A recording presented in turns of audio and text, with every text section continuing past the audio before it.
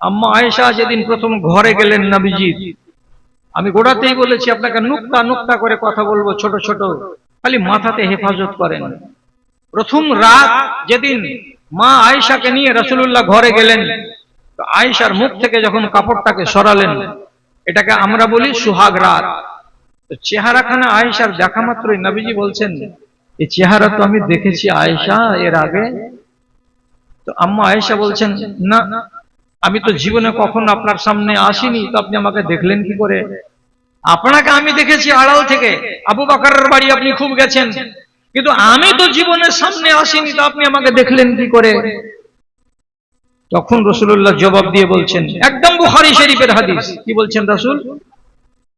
বলছে, একদিন আমি কাবার পাশে বসেছিলাম মক্কার জীবনে, এমন সময় জিবরিল আমিন এলেন। আসার পরে একটা রেশমের কাপড় থেকে গিরা খুলে দেওয়ার পর একটা পোস্ট কার্ডের সমান কাগজ বের করলেন। কাগজখানাকে বের করে আমার হাতে এমনি করে ধরিয়ে দিলেন।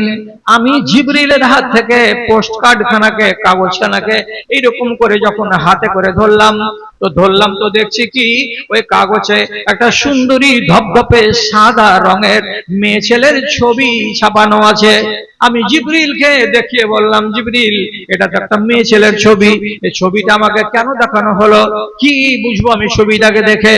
তখন জিবরিল আমাকে খবর দিয়েছেন কি, হাযিহি যাওজাতুকা ফিদ দুনিয়া ওয়াল আখিরা, হে আল্লাহ পাকের নবী, এটা হলো আপনার একটা বিবি, একদিন না একদিন এটা আপনার বিবি হবে, এবং বিবিটা শুধু এই দুনিয়ার নয়, মরে যাওয়ার পরে কিয়ামতের দিন জান্নাতের ভেতরে আপনার বিবি হয়ে বাস করবে। তাহলে আয়েশা এক জগতের বিবি না দুই জগতের বিবি? দুই জগতের বিবি। তাহলে যেই বিবি সম্পর্কে রাসূলুল্লাহ জানতে পারলেন যে আমার বিবি আয়েশা এই দুনিয়ারও বিবি ওই দুনিয়ারও বিবি, তাহলে আয়েশাকে নিয়ে আর তার আখিরাত নিয়ে ভাবতে হবে নবীজিকে? হরগিজ ভাবতে হবে না। এই জন্য বলছিলাম, রাসূলুল্লাহ নিজের পরিবারকে নিয়ে ভাবেননি, ভেবেছেন কাকে নিয়ে? তো শুধু উম্মতকে নিয়ে, আমার উম্মত, আমার উম্মত, আমার উম্মতকে নিয়ে। কিয়ামতের দিনের দৃশ্য তিনি হাদিসের ভেতরে বয়ান করেছেন কি, ওয়াইন মিনকুম ইল্লা ওয়ারিদুহা, কিয়ামতের দিন জাহান্নামের উপর একটা ব্রিজ তৈরি করা হবে, তার নাম আমরা জানি পুল সিরাত। শুধু যদি বলা যায় সিরাত তবুও জায়েজ, যদি আমি বলি পুল তবুও জায়েজ, কিন্তু আমরা বলি কি পুল সিরাত। সেই পুল সিরাত জাহান্নামের উপরে তৈরি করা হবে, আর ওটার উপর দিয়ে সারা পৃথিবীর মানুষকে গত হতে হবে। আমাকেও গত হতে হবে, আমার বাপকেও গত হতে হবে, আপনাকেও গত হতে হবে। যত বড় পয়গম্বর, ওয়ালিউল্লাহ, নেককার, দিনদার, আল্লাহওয়ালা, পরেজগার, চোর, ডাকাত, লম্পট, ছাঁচর, যত মানুষ আছে সবাইকে ওই রাস্তা দিয়ে পার হতে হবে। কেমন হয়ে পার হবে? নবীজি বলছেন, কিছু কিছু লোক তার আমলের দ্বারাতে যেমন বিজলি পড়াম করে চমকে এত জোর গতিতে এপার থেকে ওপার চলে যাবে। ওয়া বাযুহুম ইয়ামুররু কাররিয়াহে, কিছু কিছু মানুষ তার আমলের বদৌলতে হাওয়া যত জোরে চলে অত জোরে পার হয়ে যাবে। কিছু কিছু মানুষ তার আমলের জোরে হেঁটে হেঁটে হেঁটে হেঁটে যেমন মানুষ চলে যায় তেমনি হেঁটে হেঁটে পার হয়ে যাবে। আবার কিছু কিছু মানুষ কেমন হবে? তাদের আমল এত দুর্বল হবে যে ওই জাহান্নামের উপরে ব্রিজের কিনারায় কিনারায় বড় বড় বনশি লাগানো থাকবে, গাটাকে আঁচড়ে দিবে, আঁচড়ে দেওয়ার পরে অনেককে ছেড়ে দেবে। আবার কাউরি গায়ে বনশি এমন হয়ে লাগবে যে তাকে জাহান্নামের তলদেশে পৌঁছেই ছাড়বে, আর তাকে রেহাই দেওয়া হবে না। তাহলে এইরকম করে পুলটাকে পার হবে। তখন নবীজি বলছেন, আমার উম্মতকে নিয়ে আমার চিন্তা কত হবে। সেদিন সহিহ হাদিস বলছে, নবী করিম সাল্লাল্লাহু আলাইহি সাল্লাম ওই পুল সিরাতের এক মাথায় দাঁড়িয়ে গিয়ে, এক মাথায় কিনারায় দাঁড়িয়ে গিয়ে তিনি বলবেন, ইয়া রাব্বে সাল্লেম আল্লাহুম্মা সাল্লেম, ইয়া রাব্বে সাল্লেম আল্লাহুম্মা সাল্লেম, সাল্লেম সাল্লেম। এর মানে কি, এ আল্লাহ রাব্বুল আলামিন, তুমি আমার উম্মতিদেরকে বিপদে ফেলিও না। এ রব্বুল আলামিন, আমার কোন একটা উম্মতি যেন ফেসে না যায়। হে রব্বুল আলামিন, আমার উম্মতিগুলোকে সহি সালামতে এই ব্রিজটাকে পার করে দিও। রব্বুল আলামিনের নবী অতক্ষণ পর্যন্ত সাল্লিম সাল্লিম সাল্লিম করতেই থাকবে যতক্ষণ পর্যন্ত সমস্ত তার উম্মতিগুলো এপার থেকে ওপার না চলে যায়। তাহলে আপনার উপরে ময়া কত?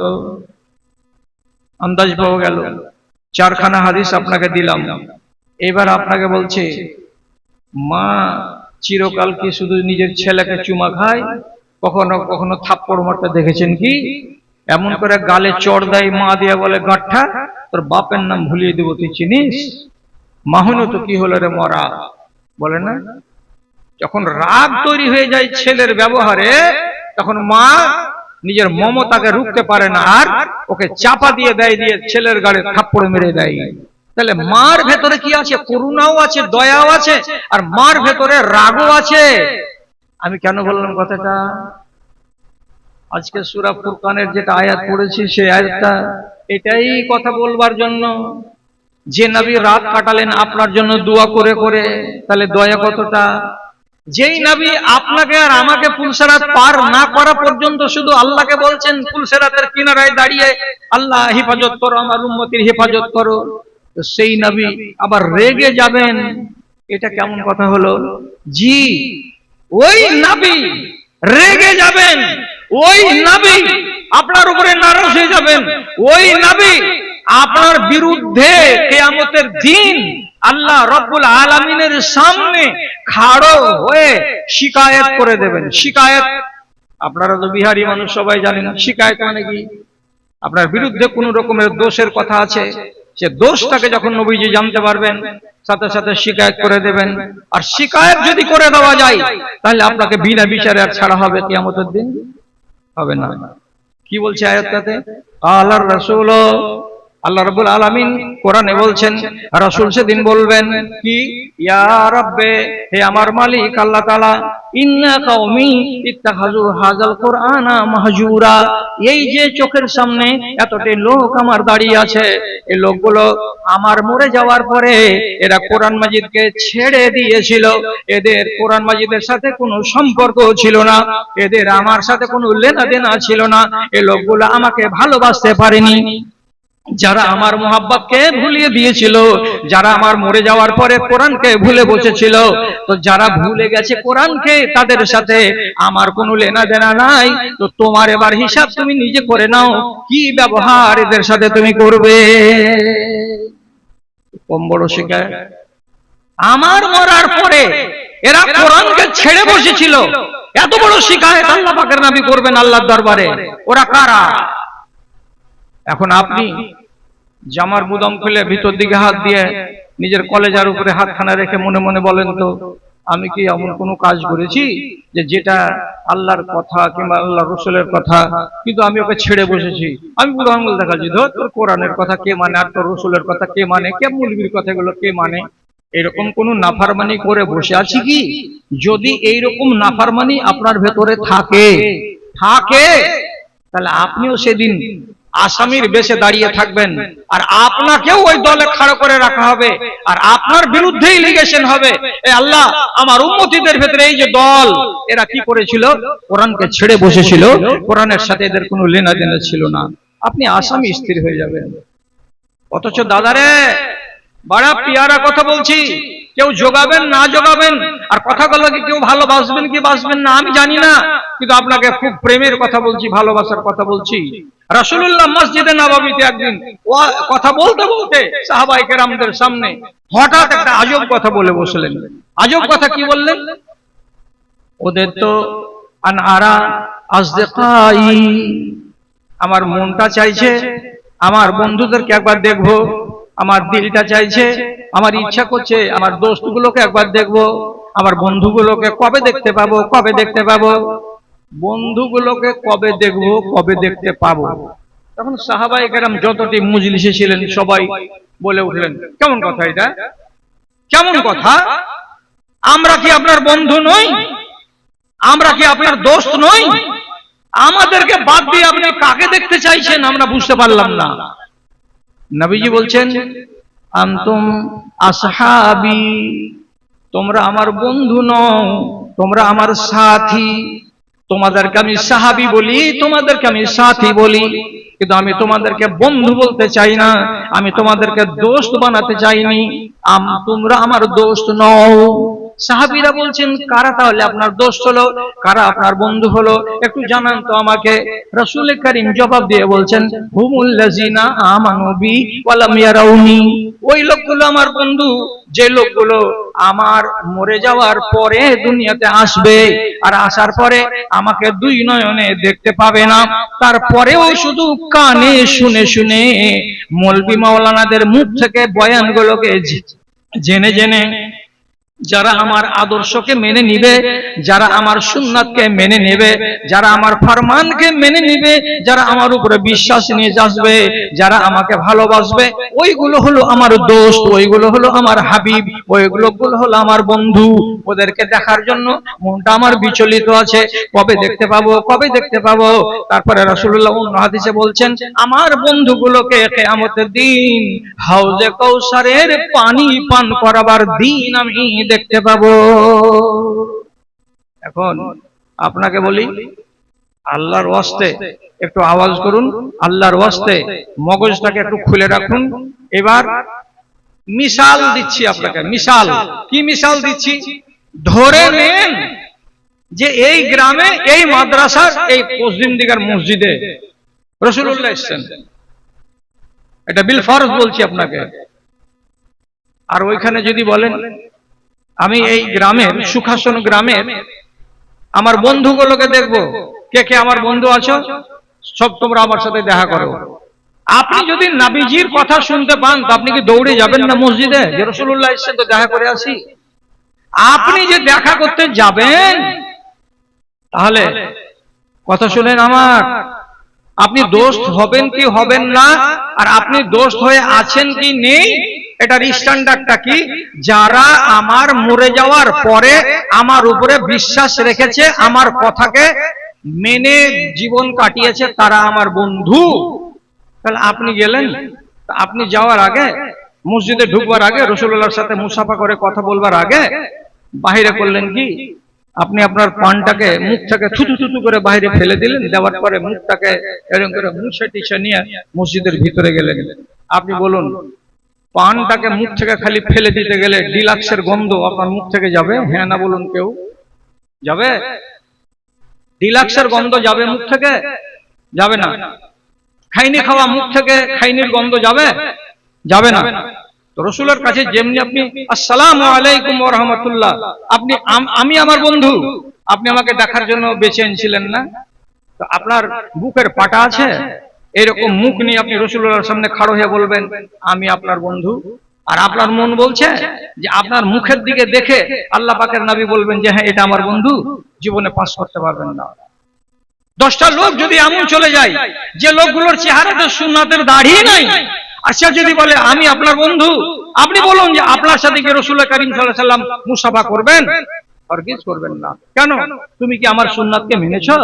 তুমি কি আমার আদর্শকে গ্রহণ করতে পেরেছো? তাহলে এইরকম দোষে আমরা কতজন লোক দোষী হয়ে আছি। আর হাদিসটাকে যদি স্ট্যান্ডার্ড করে ভাবতে যাই, তো আমরা এই গ্রামের কয়টা মানুষ রাসূলুল্লাহর কাছে গিয়ে প্রমাণ করতে পারবো যে আমরা আপনার বন্ধু, আমরা আপনার দোস্ত? প্রমাণ করতে পারবো না। ভাই হে, আমার কথাগুলোকে যেন খুব বেশি করে না নেওয়া হয়। জীবনে যদি ভুল হয়, একবার ভুলকে শুধরে নেবেন, তাহলে আল্লাহ তাআলা আপনাকে পরিষ্কার করে দেবেন পানির মতো। আর 10 বার করে ভুল হবে, আর আলেম ওলামার মুখ থেকে শুনতেই থাকবেন, আর আপনার ভেতরে বদল হবে না, তাবদীলি আসবে না। আর তারপরেও গার জোরে আপনি বলবেন আমি মুসলমান, আমি মুমিন, আমি দিনদার, আমি আল্লাহওয়ালা। তো গায়ের জোরে নিজেকে দিনদার বললে কি সে দিনদার হয়?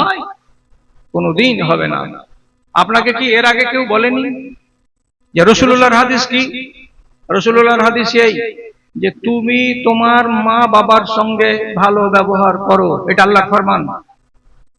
তো এখন যদি দেখি আমাদের দেশের শেরশাবাদ জাতি যেখানে যেখানে আছে, সেখানে সেখানে দেখা যাচ্ছে যে বাড়িতে 70 বছর বয়সের বুড়া বাপ আর মা আছে, সে বাড়িতে 80% বাপ মা জুদা ভাতে খাচ্ছে, নিজের বেটা বাপ মাকে ভাত দেয় না। কথাটা সত্য না মিথ্যা? একটু দুই চারটা ভাবনা চিন্তা করে মসজিদে আমাকে জবাব দিয়েন। যে মৌলী সাহেব কে বললো তোমাকে সবাই ভাত দেয়? আপনি আমার থেকে বেশি দুনিয়া দেখেননি, আমি যত দুনিয়া দেখেছি। হ্যাঁ, 70 বছর বয়সের বাপ আর মা, 30 বছর বয়সের এই চাওয়ালা, এটা কোন খাসলত হাজি? এটা কোন খাসলত জি? হ্যাঁ, না তো বাইরে আর চার দোকানদার নাই নাকি? ওই লোকটি কি হক নাই যেখানে এসে ওরা চা বিক্রি করবে মানুষের ঘাড়ের ওপর ওপর? আজও কথা, এটা সেক্রেটারি যাওয়াই নাকি? আজও কথা লাগে না, এটা হায় শরমকে এরা বিক্রি করে দিয়ে বসে আছে যে মানুষের ঘাড়ের উপর উপরে চা বিক্রি করে বেড়াচ্ছে। মানে আরে বাদিকে এই ছেলেটা কি আছে রে? তুই বাইরে এখান থেকে নামবো আমি এই স্টেজ থেকে, তোর থালি কান উল্টে ফেলে দেবো একবার এখানে নাম তো যদি আমাকে হয় তো জেলাম করে জায়গা পানা আলেমলো আর মজলিসে এখানে করে বসে মানুষ দুটা কথা শুনবার এখানে চায়ের দোকান লাগাচ্ছে।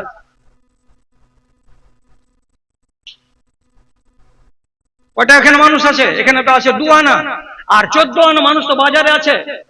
অতটি তোর খালুরা বাজারে ভিড় লেগেছে, ওদের কাছে চা বিক্রি করতে পারছি না।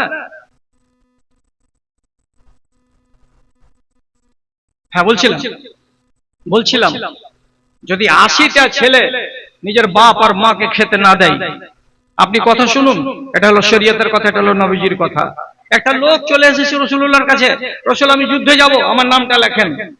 তখন ফের বয়ান দিছে কি বলে, তারাক্তু আবাওয়াইয়া ইয়াবকিয়ানে, আমি যখন বাড়ি থেকে আসি আর মা বাবাকে বললাম আব্বাজি আমি যুদ্ধের ময়দানে যাব, এই জন্য আমি চলে গেলাম নবীজির কাছে।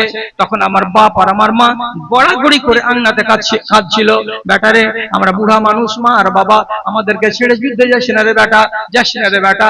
আমি মা বাবার কথা শুনলাম না, কাঁদতেই থাকলো ওরা দুজন, আর আমি বেরিয়ে চলে আসলাম, আমি যুদ্ধের ময়দানে যাব। রাসূলুল্লাহ যখন শুনতে পেলেন তখন সাথে সাথে বলছেন, এরে বেটা ভালো করে শুন, ভালো করে শুন, মা আর বাপের চোখের পানি ঝরিয়ে যুদ্ধের ময়দানে যদি শহীদ হয়ে যাস, তোকে শহীদ বলা যাবে না, আগে মা বাপের চোখের পানি মুছিয়ে দিয়ে আই, তারপরে আমাকে কথা বলবি। যুদ্ধের ময়দানে শহীদ হলে জান্নাত পাওয়া যাবে, শুধু এটা কথা নয়, তোর মায়ের পায়ের তলে তোর জান্নাত আছে, আর মা যদি কাঁদে তো জান্নাত হাতছাড়া হয়ে যাবে। জান্নাতকে হাতছাড়া করে দেওয়ার পরে ময়দানে জান্নাত খুঁজতে যাবি, এটা মানা যাবে না। যা যা যা, আগে বাড়ি যা আর নিজের মা বাবাকে রাজি করাগা, তারপরে এখানে আসবি। মার পা তলাতে জান্নাত আছে, আর সেই মাকে অবজ্ঞা করে খেতে দেয়নি, এইরকম যদি একটা ছেলে এখানে পাওয়া যায়, তাহলে আল্লাহ তাআলা যদি সেদিন কিয়ামতে ওই বাচ্চাটাকে এই লাইনে খাড়ো করে দেয়, যে লাইনের লোকগুলো বাটি হাতে করে গ্লাস হাতে করে খাড়ো হয়ে আছে পানি খাওয়ার জন্য, আর আল্লাহ রাব্বুল আলামিনের নবী স্পষ্ট ভাষায় বলবে ইত্তাখাযু হাযাল কুরআনা মাহজুরা, এ আল্লাহ এই লোকগুলোর বিরুদ্ধে আমার শিকায়েত আছে, এরা তোমার কোরআনকে ছেড়ে বসেছিল আমার চলে যাওয়ার পর। ওই লাইনে দাঁড়াবে না? নিশ্চয় দাঁড়াবে ওই লাইনে। তুমি কোরআনকে ছেড়ে দিয়েছো, নিজেকে শুধরাতে পারোনি। কি করে শুধরাতে হয়? ভুল একটা আছে, কেউ ভুলটা ধরিয়ে দিল, ভুলটাকে সোজা করে নেন, তাহলে শুধরা হয়ে গেল আপনার। আর ভুলটাকে বলে দেওয়ার পরে 3 দিনও যাবে, 4 দিনও যাবে, 5 দিনও যাবে, আপনি ভুলটাকে শুধরাবেন না, তো তাহলে আপনাকে কি করে বলা যাবে যে আপনি ওই লাইনে দাঁড়াবেন না? আজও ভুলে ডুবে আছি আমরা হাজার হাজার মানুষ। কি করে শুধরাতে হয়? এক সাহাবী বাসরার মসজিদে হাদিস বয়ান করছেন, বয়ান করতে করতে কি বলছেন, নেমার রাজুল খুরাইন, নেমার রাজুল খুরাইন লাউলা তুল জুম্মতিহি ওয়া ইসবালু ইজারিহি। আমার সাথীদের ভেতরে, সাহাবীদের ভেতরে একটা জওয়ান সাহাবী আছে, তার নাম হলো খুরাইম রাদিয়াল্লাহু তাআলা আনহু। দিয়ে নবীজি বলছেন খুরাইম ছেলেটা কত ভালো, কত ভালো, কত ভালো, যদি ছেলেটার ভেতরে 2টা দোষ না থাকতো, যদি 2টা দোষ না থাকতো, তাহলে খুরাইমের মতো ভালো সাহাবী কয়টা হতো? কি কি 2টা দোষ? তো বলছে খুরাইমকে চুল বড় রাখার স্বাদ আছে, কিন্তু শেষ কত বড় রাখা যায়? একে বলে জুম্মা। জুম্মা মানে কি? মাথার চুলগুলোকে পিছন দিকে বাড়াতে বাড়াতে এত দূর পর্যন্ত নিয়ে যাওয়া যাবে যে ঘাড়টা কেবল টাচ করবে, ঘাড় থেকে নিচে নেমে যাবে না। নিচে যদি নেমে যায় তাহলে মেয়েদের চুলের সঙ্গে মুসাবাহাত হয়ে যাবে, তখন এটা হারাম। জুম্মা হলো শেষ লিমিট, এ পর্যন্ত পুরুষরা চুল বড় করতে পারে। কিন্তু আমার সাহাবী, এই যে নামটা বললাম খুরাইম, খুরাইমের চুলগুলো এত বড় যে তার মাথাকে দেখতে গেলে বেটি ছেলের মাথা বলে মনে হয়। ও যদি চুলটি কেটে নিত। এক। দুই নম্বর কি? ওয়াইসবালু ইজারিহি, ছেলেটা যে কাপড় পরে, জামা পরে, লুঙ্গি পরে, তো সব সময় দেখা যায় তার ফুল প্যান্ট গুলো গোড়ালির নিচে চলে যায়, তার পায়জামা গুলো গোড়ালির নিচে পর্যন্ত ঝুলতে থাকে। আর গোড়ালির নিচে যদি কাপড় ঝুলে যায়, এটা হলো জাহান্নামের আলামত। তা আমার সাহাবী খুরাইম যদি এই দুটা খারাপ চলন থেকে নিজেকে মুক্ত করে নিতে পারে, তাহলে পারে কত ভালো হবে। কথাটা বয়ান হলো বাসরার মসজিদে। আজকে দুদিন পরে ওই মজলিসের এক সাহাবী চোখে দেখে নিয়েছে কাকে? ওই খুরাইম সাহাবীকে। আর দেখে নেওয়ার পরে হাত দিয়ে ইশারা করে ডেকে বলছে, খুরাইম শোনো, খুরাইম শোনো, এখানে শোনো। জি ভাই, কি বলছেন? যে তোমার ব্যাপারে একটা হাদিস শুনেছি। কার কাছ থেকে? হানজালিয়া বলে এক সাহাবী, তার কাছ থেকে। কি বলেছেন? রসুল কি বলেছেন আমার ব্যাপারে? রসুল বলেছেন কথাটা যখন শুনেছে, কান লাগিয়ে কথাটাকে শুনছে যে রসুল্লাহ আমার সম্বন্ধে কি বলেছেন। তখন রিপোর্ট দিচ্ছে লোকটা, কি বলেছেন? এই আমার সাহাবী খুরাইম কত ভালো সাহাবী হতো যদি তার ঘাড়ের চুলগুলো লম্বা না হতো এবং তার গোড়ালির নিচে পর্যন্ত যদি তার পায়জামাগুলো ঝুলে না যেত। কথাটা যেমনি শুনলো, সাথে সাথে মাথাটা ভারী হয়ে গেল, মাথাটা ঝুলে গেল নিচু দিকে। ভাবতে ভাবতে বাড়ি চলে গেলেন। আর বাড়ি যাওয়ার পরে কেচিটাকে হাতে করলেন। আর হাতে করার পরে কোনো লাউয়ার কাছে, নাপিতের কাছে না গিয়ে নিজে নিজেই কেচি দিয়ে আগালগুলোকে চুলের কেটে দিয়ে ঘাট থেকে উপর দিকে উঠিয়ে দিলেন। আর পায়জামাটাকে খুলে লুঙ্গিকে পরে আবার পায়জামার পা গুলোকে কেটে 4 ইঞ্চি ছোট করে দিলেন। আর দেওয়ার পরে যখন গোড়ালির উপরে পায়জামা উঠে গেল আর চুলগুলো যখন ঘাড়ের উপর দিকে উঠে গেল, তখন নিজেই আয়না দেখার পরে বলছে, নেমার রাজুল খুরাইম, নেমার রাজুল খুরাইম। আল্লাহ পাকের নবীর কথা অনুযায়ী খুরাইম কত ভালো ছেলে, খুরাইম কত ভালো ছেলে। তার মানে কি? আমি 24 ঘন্টাও টাইম নিলাম না নিজেকে সংশোধন করার। যেমনি কানে শুনলাম, সাথে সাথে ময়দান থেকে বাড়ি এলাম। আর বাড়ি আসার পরে কেচি হাতে করে চুলকে কেটে দিলাম আর পায়জামাকে ছোট করে নিলাম। আমি তো রসুলের কথা মেনে নিয়েছি, তাহলে আমার মতো ভালো ছেলে আর কটা আছে? কথাটা তো ঠিক। রাসূলুল্লাহ কি বলেছিলেন? এই দুটো কথা যদি ওর ভেতরে না থাকে, তাহলে তো ছেলেটার মতো ভালো ছেলে আর নাই। তো সাথে সাথে শুনলেন, তো সাথে সাথে বাড়ি গিয়ে বদলে নিলেন। এটা তো হলো ফরমাবরদারি। আর আপনাকে কতদিন থেকে ওয়াজ করছি আমি? আপনাদেরকে কতদিন থেকে আমি ওয়াজ করছি? আমার ভাই যখন পরিচয় দেয় তো উনি বলছিলেন কি যে কমসে কম 20 বছর ধরে বক্তৃতা দিয়ে বেড়াচ্ছে। কে? তো নূর মোহাম্মদ বর্ধমানী আর বদরুদ্দোজা নাজমী। 20 বছর নয় দাদা, আমি 50 বছর ধরে ওয়াজ করে বেড়াচ্ছি। আমি যখন তিরমিজি পড়ি আমার বাপের কাছে, তো আমার বাপ মোহাম্মদ হোসেন সালাফিকে আপনারা তো অনেক লোক চিনেন। উনি তো বক্তা ছিলেন। উনার কোনদিন যদি কোনো জালসায় গ্যার হাজিরি হয়েছে, আমাকে পাঠিয়ে দিতেন, যাতো একটা হাজিরে দিয়ে আইগা। টেলিফোনের যুগ ছিল না, সাথে সাথে ব্যাগ ঘাড়ে করে চলে যেতাম। আর যা বলতাম আব্বা অসুখ, আমাকে পাঠিয়েছে, 1 ঘন্টা বলতে দিলে বলতে দেন। ওই যুগ থেকে যে চালু হলো, তো জিলাপি বেচার বেটা জিলাপি বেচা হয়ে গেল। তাহলে কত সালের কথা? আমি যখন 1975 সালে তিরমিজি পড়ি ভাদু মাদ্রাসায়, তখন থেকে চলছি। তা আমার আন্দাজ এটাই, এভাবেই কোরআন হাদিস আমি বলি, এছাড়া আমার আন্দাজ অন্য কোন রকমের নেই। তাহলে কতদিন ধরে আপনাকে বুঝাচ্ছি? 50 বছর ধরে। লাভ? আমার জাতির উন্নতি হয়েছে না হয়নি? উন্নতি হয়নি। কওমের এই বদহাল দেখে কওমের এই বদহাল দেখে মনে লাগে কত ব্যথা। রাত আর দিন সুপথে ডেকেছি, কেউ তো শুনেনি কথা রে, কেউ তো শুনেনি কথা। ভাই বলে এদের পরিচয় দিতে মাথা হেঁট হয় লাজে। হৃদয় ভরে দাও ইমানি আলোতে, সাজায় নতুন সাজে গো, সাজায় নতুন সাজে। কত লোক আমার ইজাত ভাই মুড়ে মুড়ে দোকানে বসে আছে, ওখানে গিয়ে সাহস করে আসসালামু আলাইকুম বলতে পারা যায় না। কোন সাহসে সালাম বলবো? কেন যে হতে পারে এখানে 10-12টা হয়তো গায়ের মুসলিম আছে, আর গায়ের মুসলিমের চেহারা থেকে আমার ভাইয়ের চেহারা আলাদা হবে, কিন্তু বর্তমান জামানার ভাইদের চেহারা আর গায়ের মুসলিমদের চেহারা একই। কেন একই? ও যেমন দাড়ি রাখে না, এ তেমন দাড়ি রাখে না। যখন মাগরিবের টাইমে আজান পড়ছে, হাইয়া আলাল ফালাহ, হাইয়া আলাল ফালাহ, তোমরা নমাজে এসো, তোমরা নমাজে আসো। ওইখানে গায়ের মুসলিম বসেছিল মধুসূদন, ওর আজান শুনে টসকিল না। ওখানে বসেছিল উজ্জ্বল কুমার দাস, ওর কোনো বদল হলো না। কেন যে গায়ের মুসলিমের আজান নাই, নমাজ নাই, ওর বেঞ্চে পাছা লেগেই থাকলো। আপনি তো মুসলমানের বাচ্চা ছিলেন, আপনাকে কেন আল্লাহর আজান উঠাতে পারলো না? আপনিও বসে থেকে গেলেন গায়ের মুসলিমের মতো। তাহলে আপনাতে আর ওই গায়ের মুসলিমের তফাৎটা কোথায়? আপনার মতো মানুষের উপরে ভরসা করতে পারা যায় না, যার কারণে চায়ের দোকানে গিয়ে সালাম দিতে ভয় লাগে। মুসলমানেরা না গায়ের মুসলমান। বদলেনি যুগ। কত লোক যে ওই লাইনে খাড়ো হবেন, এই লাইনটার নাম কি? আল্লাহর কোরআন বলছে মাহাজুরা। এরা কোরআনকে মানেনি কোরআন। বুঝাচ্ছি আমি, বুঝাচ্ছে সব বক্তাই, কিন্তু মানুষ বুঝে না। না মেয়ে বুঝছে, না ছেলে বুঝছে। অথচ সাহাবীদের ভেতরে একটা যদি কোনো ভুল ভ্রান্তি হয়েছে, তার সংশোধনে 8 দিন টাইম লাগেনি, 1 দিন টাইম লেগেছে, 2 দিন টাইম লেগেছে, বাস, এর বেশি টাইম লাগেনি।